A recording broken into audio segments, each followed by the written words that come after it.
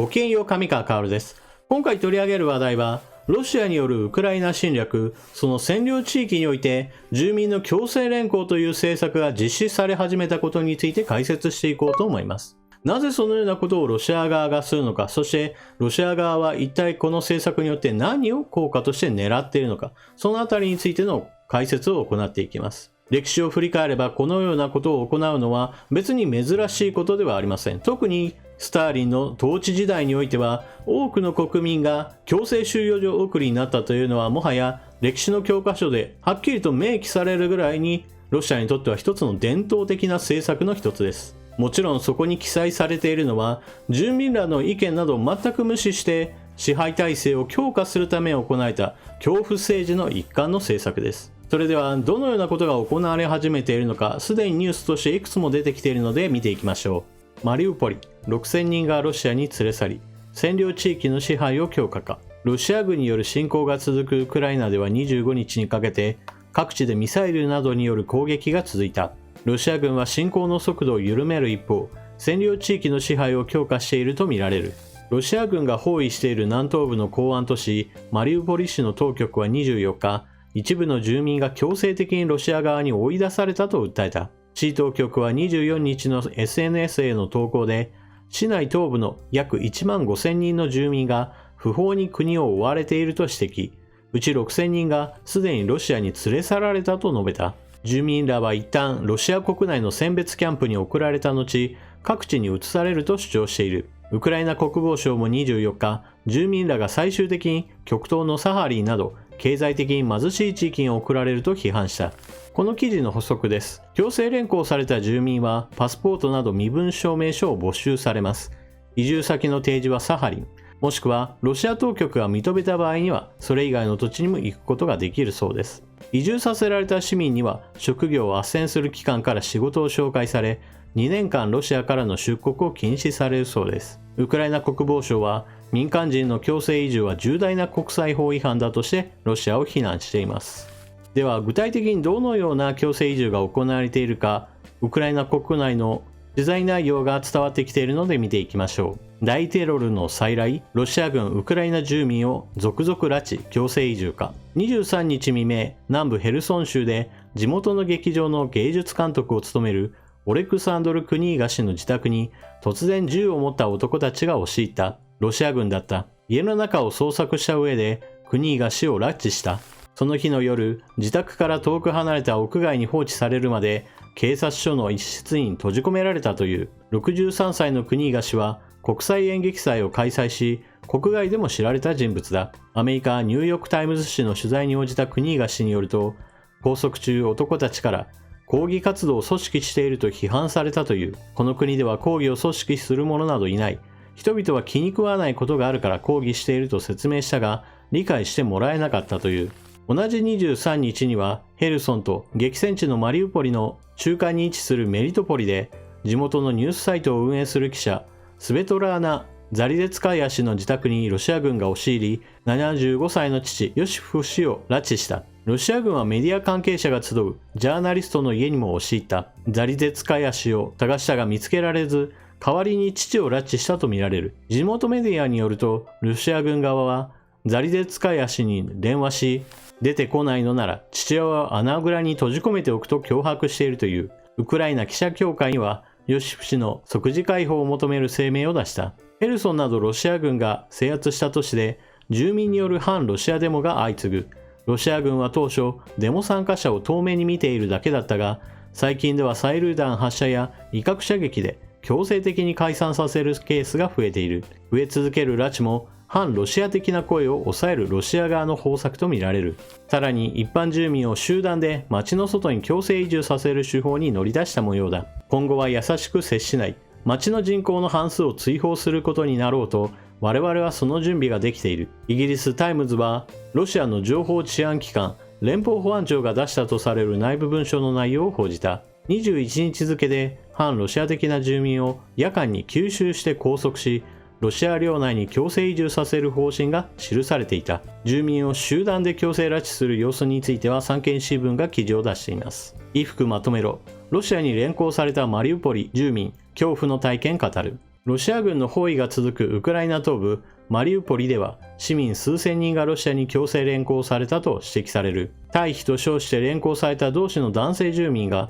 産経新聞のオンラインによるインタビューに応じ、突然親ロシア派部隊が自宅アパートの入り口に来て衣服をまとめろと退去を要求したと恐怖の体験を語った。この男性はマリウポリの大学職員シャビル・モルシャノフさん。遺体とゴミが一緒に路上に転がっていた。誰も回収する人がいないからだ。腐敗臭と火薬臭、焦げた匂いが混然一体となって街中を覆っていたと連行前のマリウポリの様子を語る。住んでいたのは同市西部のアパート。3月2日、電気や水が止まった。砲撃で窓が割れ、金属片が室内に飛び込んできた。住民15人が1階の小部屋に集まり、毎晩一緒に過ごした。食べ物が入手できなくなり、自宅に残っていたパスタや芋を焚き火でふやかし、上をしのいだ。閉鎖した商店から食料や日用品を略奪する住民もいた。毎日午前4時頃に砲撃が始まり、夜まで続く。零下5度の暗闇で子供は泣きわめき、興奮して私たちは死ぬのと叫び出す女性もいた。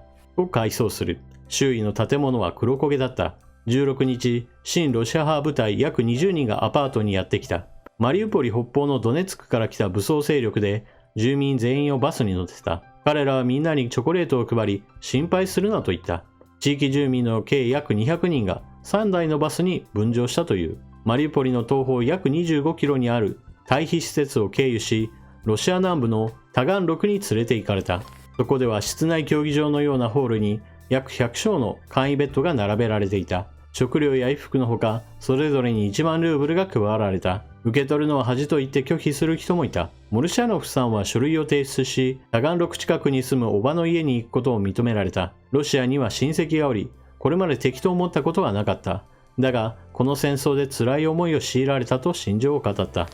住民を強制連行するという凶悪な政策をなぜロシアが実施するか、その答えというのは基本的には占領地域全体をロシアの領土ですよということを宣言するための下準備です。一体どのようなことを行うかといえば、まず第一段階として住民投票を行います。住民投票においては、その地域の住民が自ら望んでウクライナ領から離れることを宣言させます。その上でその地域に傀儡政権を作り、ロシアが国家承認を行い、ウクライナ領から完全に自分たちの勢力圏に取り込んでいこうというわけです。これは何も私が妄想で言っているわけではなく、ロシアはすでに先例を作っています。ドネツクやルガンスク州においては、このような今説明したような手順を踏んで、傀儡政権を作り、そしてロシアが国家承認を行い、そして自分たちの勢力圏に取り込んでいるのです。ですから、今やろうとしていることはそのような自分たちの勢力圏に取り込んでしまう政策というものを今まさに取り掛かっているだけのことで、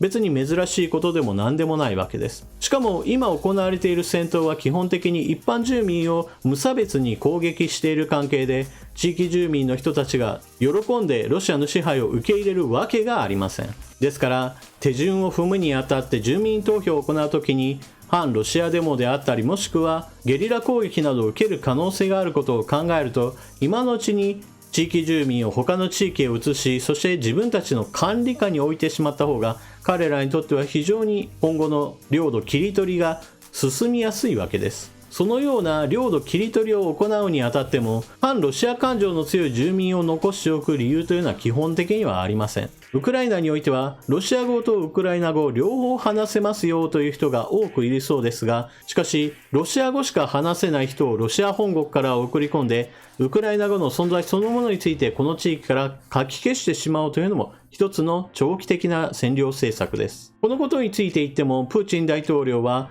ゼレンスキー政権に対してロシア語を公用語にせよということをすでに要求を行っています。一方、移住先としてサハリンが提示されるそうですが、これについて言えば、基本的にサハリンは多くの住民がいるわけではありませんし、大都会からは離れたいわゆる僻地に当たるわけですから、誰がどこで何をしているかについては非常に監視がしやすい場所だと言えます。そしてサハリンで管理している間に、ウクライナの占領地域においてはロシアの支配が確立された後であれば、元に戻ったとしてもそれほど手を焼くことはないだろうというのがロシア側の見立てでしょう。このような政治的な理由だけで彼らを強制連行しているわけでは当然ありません。もう一つの理由というのが軍事的な側面です。